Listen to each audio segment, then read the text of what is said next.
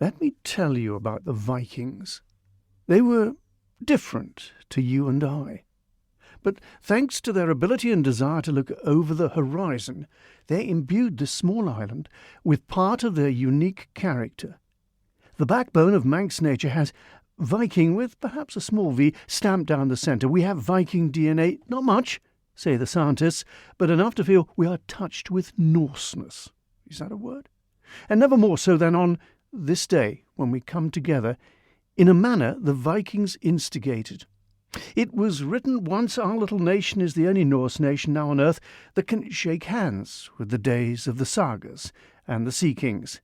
Then let him who will laugh at our primitive ceremonial.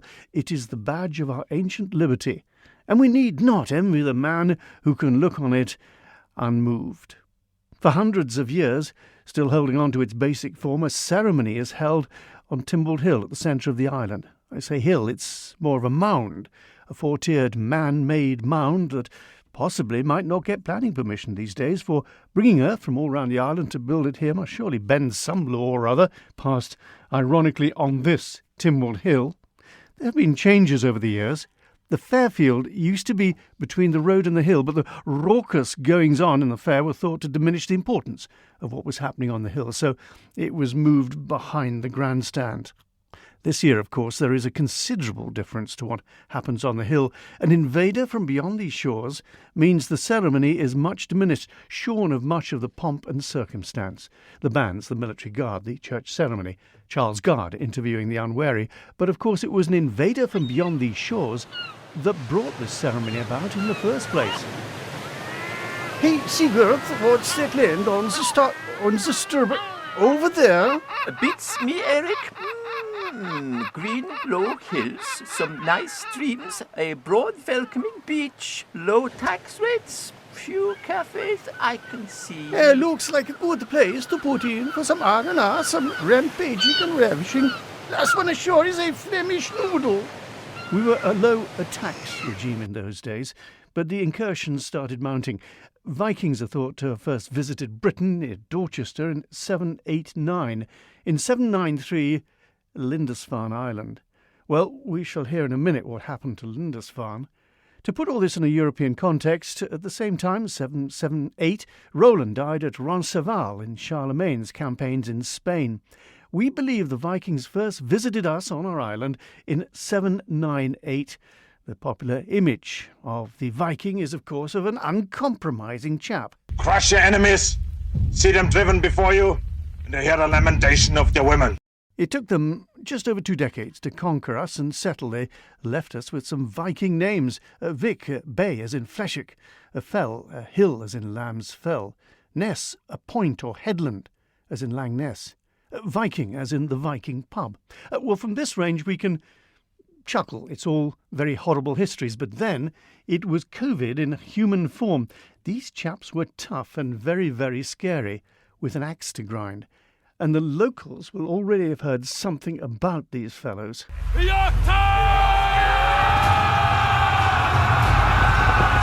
Anno Domini, now Christian era, 793, ships carrying some of the finest sailors in the world arrived off the coast of Northumberland.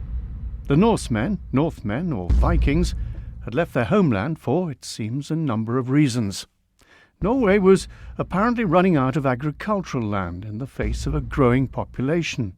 It was a mountainous country with sandy soil, not good for farming. Only the eldest son inherited the family farm, so siblings had to look elsewhere.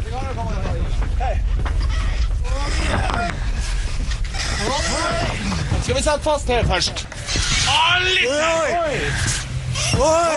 What is a woman that you forsake her, and the hearth fire, and the homemaker, to go with the old grey widow-maker? She has no house to lay a guest in, but one chill bed for all to rest in, that the pale suns and the stray birds nest in. She has no strong white arms to fold you, but the 10 times fingering weed to hold you, out on the rocks where the tide has rolled you. Yet when the signs of summer thicken, and the ice breaks, and the birch buds quicken, yearly you turn from our side and sicken. Sicken again for the shouts and the slaughters, you steal away to the lapping waters and look at your ship in her winter quarters. You forget our mirth and talk at the tables, the kine in the shed and the horse in the stables, to pitch her sides and go over her cables. Then you drive out with the storm clouds swallow, and the sound of your oar blades falling hollow is all we have left through the months to follow. Ah, what is woman that you forsake her, and the hearth fire and the homemaker, to go with the old grey widow maker? This is from one of the few accounts of round about that period. The following may disturb people of a nervous disposition. There is some violence.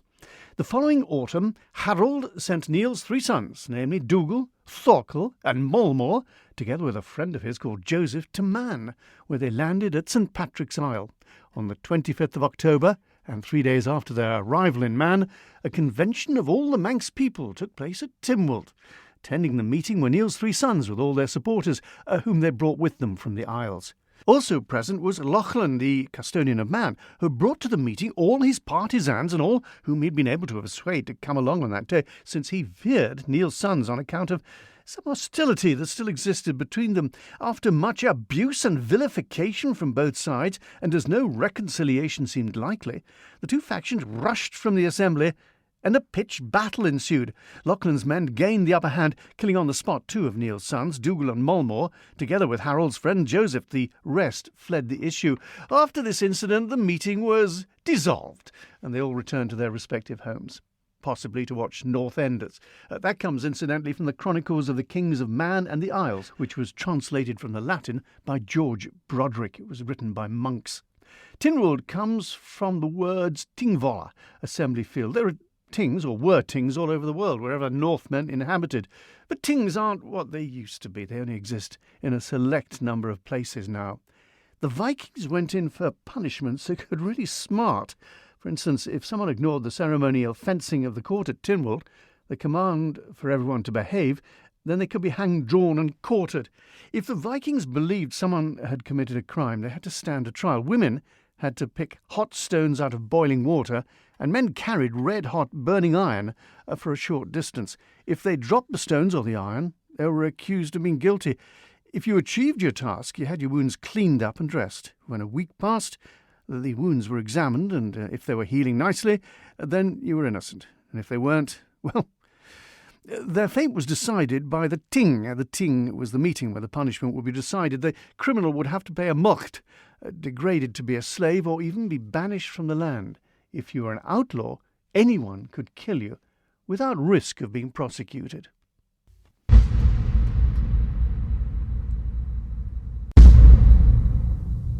Vikings, like the Spartan people of Greece, put great value in physical prowess, in fighting ability. They may have come before, but the attack on the monastery at Lindisfarne was particularly vicious. A sudden assault from the sea, with the monks slaughtered, drowned or enslaved, and the church treasures seized.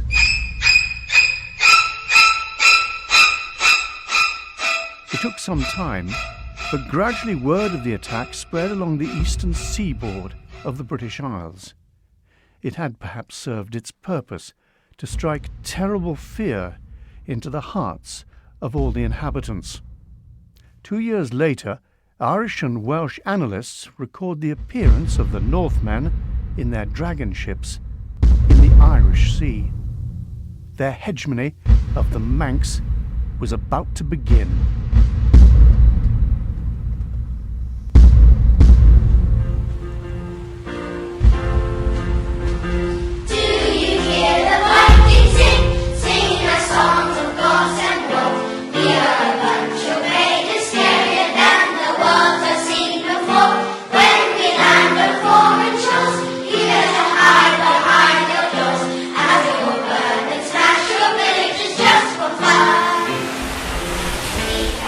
It may be the subject of a school children's concert these days, but back then the glimpse of sails on the horizon probably would have caused panic. There may have been some resistance, but in the main there would have been little to stop the invaders charging up the shingle beach. their progress would have been inexorable, unstoppable.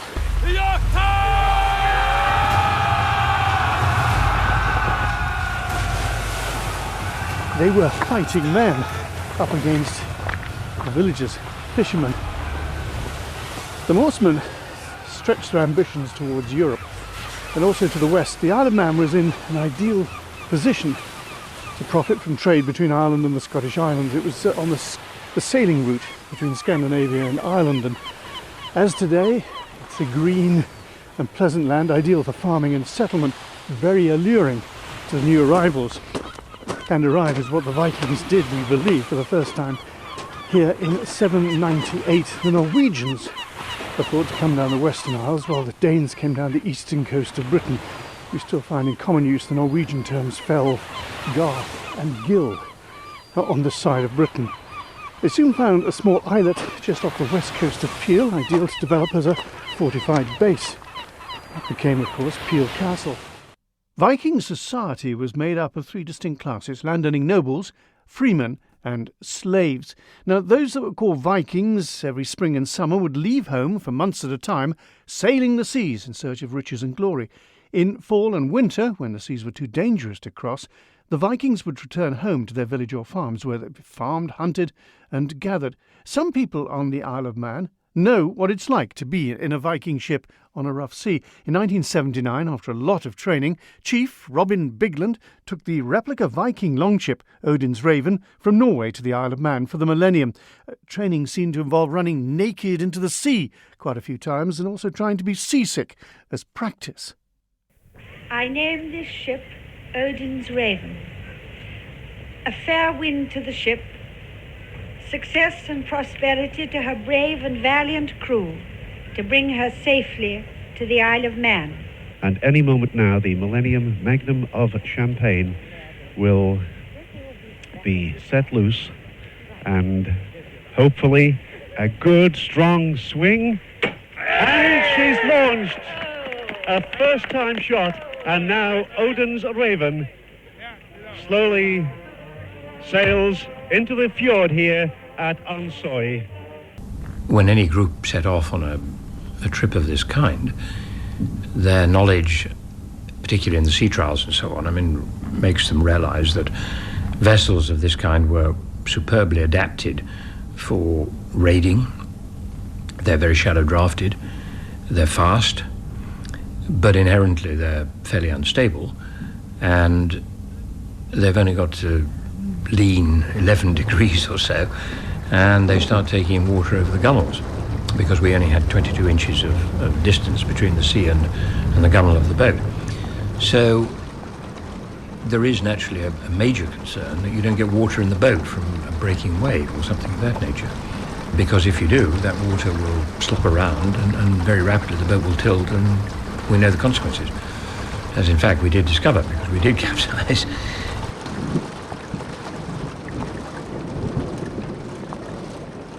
I am in a somewhat smaller craft than the Dragon ship. I am sitting in a kayak, and I'm below the cliffs that run from Bradderhead through to Fleshwick, around the corner from Port Erin.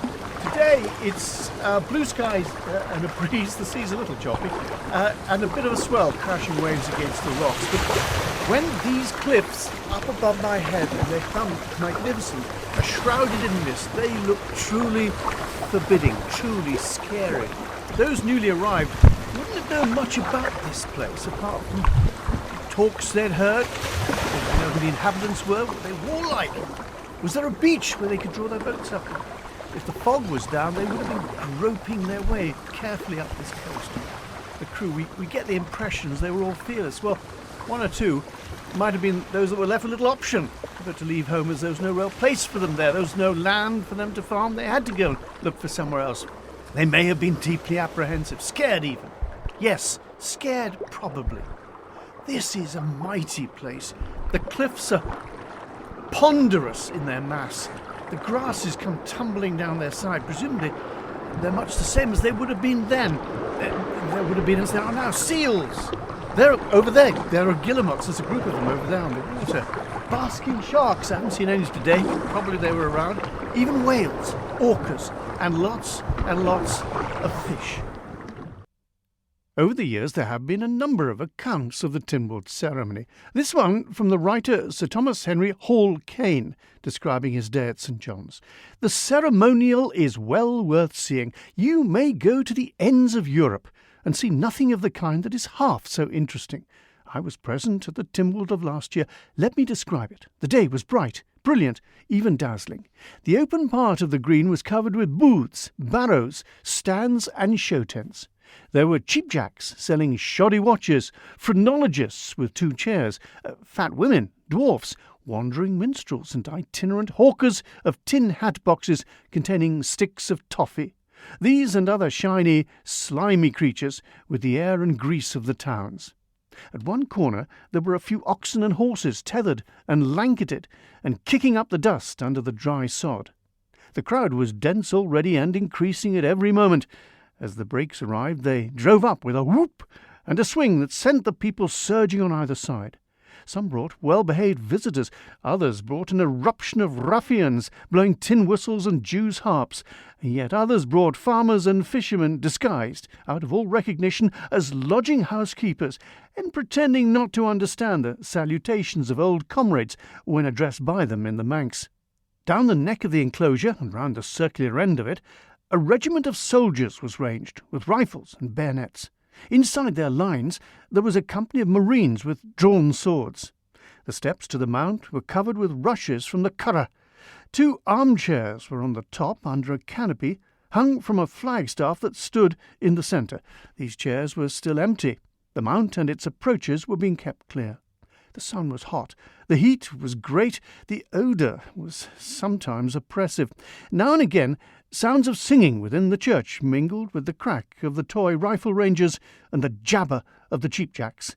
It is usual to begin the proceedings of Tynwald Day with divine service, and the governor and legislature were at prayers. Presently the crowd gathered thick down the neck of the enclosure and dense around the mount. Then, to the strains of the national anthem, played by the band of the regiment, the governor, his council, his clergy, and his keys came out of the church. His Excellency wore cocked hat and court dress, and the sword of state was carried upright before him. He walked through the lines of soldiers and marines and stepped to the hilltop. There he took one of the 2 chairs under the canopy. The other was taken by the bishop, who was wearing his lawn. Their followers came behind and broke up on the mount, I'm bound to confess it, in an irregular and indiscriminate mass. A number of ladies were admitted to the space on the topmost round. They stood behind the 2 chairs of the governor and the bishop with parasols still open. From the governor's seat, the scene was a splendid and even magnificent one. 15,000 people in holiday dress, with brakes and wagonettes. A company of soldiers and a company of marines stood closely packed in the brilliant sunshine on the green below. To the east was the church spire against the green background of Greeba Mountain. To the south, the strong outline of Slowallion. To the west, the broad plain going down to the sea. Not, perhaps, a spectacle such as Tynwald must have been, with its craggy hill of laws, surrounded by its natural moat and encircled by the snow-clad jokels, but a beautiful and wonderful scene nevertheless, revitalised and ennobled too by a real national sentiment. Today the Tynwald spectacle will be diminished. There'll not be the bands, the military presence, the fly-past when we have one. A church service will be amalgamated into proceedings on the hill, not held separately in the chapel. Some may say that we seem to be coming back to a normal existence, but we may be at the cusp of our troubles, of course, and caution still governs our actions. Our borders remain closed, so no guests on the hill, no crowds on the field, no this, no that. Tynwald Day, in its pomp, as we have heard, is quite a sight. We must look forward to Tynwald days to come for the full Monty. The procession to Tynwald Hill, preceded by a sword-bearer, was the first time a King of England has been present at the ancient ceremonial of the Manx government. This is an early recording of a visit to the island and to the Tynwald ceremony by King George VI and Queen Elizabeth, the Queen Mum, just after the war, 1945. The Queen was sister to the wife of the then Governor, Lord Granville. Island officials received war service decorations from the King. The ceremony is colourful and tuneful, with bands and dancing and a fair. Annually, it's a centre point for Manx politics. Theoretically, no law can become law until it is promulgated or read in Manx and English at the ceremony. The 3-day tour was rounded off by a visit to the House of Keys, the traditional Manx Parliament. But in the majority of cases, the Lord of Man, or Lady of Man, as Queen Victoria insisted on being known, has the final say, and her presence, implied or actual, on a chair at the top of that hill, or when she isn't here, more often than not her representative, the Lieutenant Governor, is in charge. Over the decades, the ceremony has been used by protesters. Lord Raglan was famously sodded, in effect some grass was thrown at him. He ignored it, incidentally, that in 1916. But in recent years, and very effectively, costume is used to make a point. In the abortion law debate, the handmaids appeared in their scarlet dresses at the ceremony. Of course, they're dressed in their costumes of white hats and red cloaks, and it's the red cloaks, of course, who stand up. They walk straight past me. She's wearing a red veil as well, so you can't see the face very well, although you can make it out through the red veil. Has Your Excellency any further commands? If any person wishes to present a petition, let him now come forward. So this now is the chance for petitioners to have this ancient right of redress of grievance. And here we are now, they come up the ceremonial walk. A petition delivered to the Hill has to tick all the boxes. It has to be written in the correct manner, delivered in the appropriate manner, and an MHK has to be interested enough to pick it up and progress it. And decades ago, protesters used grasskiller to put a large message on Beary Mountain overlooking the Tynwald Field with the initials FSFO. The message was, "Finance sector, please leave," or words to that effect. We have those on the island who espouse the nationalist cause. What in pragmatic terms would they like to see? Mark Kermode. In terms of governmental responsibility, the buck should stop here. Now, that's not isolationism. That's how all sovereign countries work.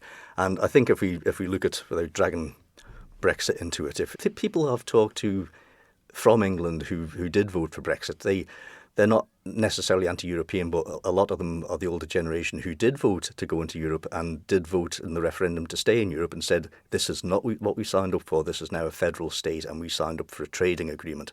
So that's my feeling, is my perception. The people I've talked to is that that's what it's about. It's about sovereignty, and a primary fundament of our policy is full independence for the Isle of Man. So would you no longer have the Queen signing acts? Would you no longer have any reference to the Justice Department in the UK? Is that what you'd want? Yes, absolutely. Incidentally, and people who say that the governor has no real powers, he's now able to sign off legislation over here without it going to Westminster. Now, of course, they know what he is signing off.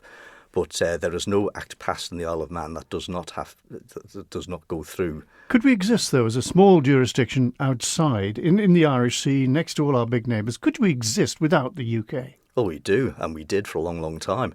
In fact, the relationship with the UK has been extremely detrimental to us. When we were first acquired in the Reinvestment Act of 1765, yeah.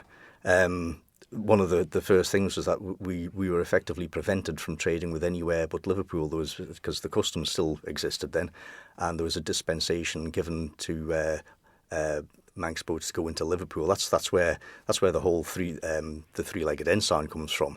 So that's a historical thing. So who would be Lord of the Isle of Man, if I put it that way? If we broke away, if we were an independent jurisdiction, who would be in charge? Well, you elect a president. And I'm not talking about the president as you have now, as president of Tynwald. You have somebody elected by the people to steer the country as necessary. So the president would be Lord of Man? No. The president would be president. Yes, exactly. We're Republicans.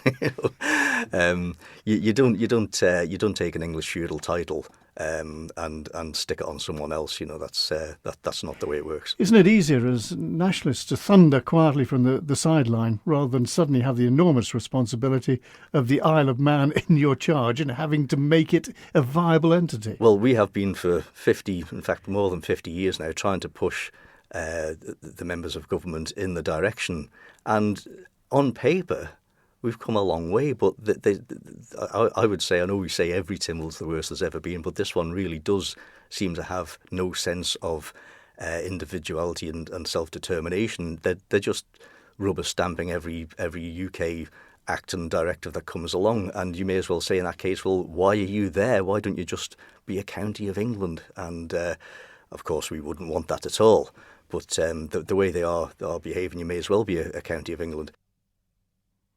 As we heard a moment ago, the governor at the top of the hill is in command of things when the Lord of Man is not present. But if we wanted to, I understand we could break ties with the mothership. We wouldn't have to have Big Mother giving her consent if, for instance, in a referendum a vast majority voted in favour of breaking away and becoming an independent nation. Some Caribbean islands did this in the 70s. The consensus is now that they rather regretted losing the benefits that come with membership. We have had on occasion in the past disagreements, quite vehemently on occasion, with the UK. The Broadcasting Act row, in which UDI was seriously discussed. The birching issue, a row with the European Convention on Human Rights through the UK. Homosexuality in the age of consent. More recently, beneficial ownership. On the plus side, it's quite useful having backup in the UK with legislation. There's another pair of eyes in the Justice Department to check over what is proposed from the Isle of Man, and that has proved useful on occasion with things being picked up that had slipped through the Manx net. We would find the kind of barriers that existed between separate nations appearing across the Irish Sea. It's rather like a teenager leaving home. It might feel very good on day one, but then you need your washing done and a bit of cash to get through to the end of the month. Suddenly a chilly wind blows. Walk there now. Stand by me. Stand by me. As we prepare for this Tynwald Day celebration of Manxness, this year we perhaps recall what has been and those who have died as a result of COVID-19. The sentiment attached to the three legs of man is, as we know, whichever way you throw me I stand. Can I perhaps add a recognition of what the majority of people have achieved in the last 3 months? There's no telling what lies ahead for the island, and with the phrase sooner rather than later, the fear, the unity that this Tynwald Day offers will again be tested for people to think not purely of themselves and their own and their families' positions, but the island in its entirety and its people. Stand by. Later this morning, the gathering, be it abridged and slimmed down on Tynwald Hill, and the reading of the laws. But above all, there's an image of a family of man standing together to come through whatever may be.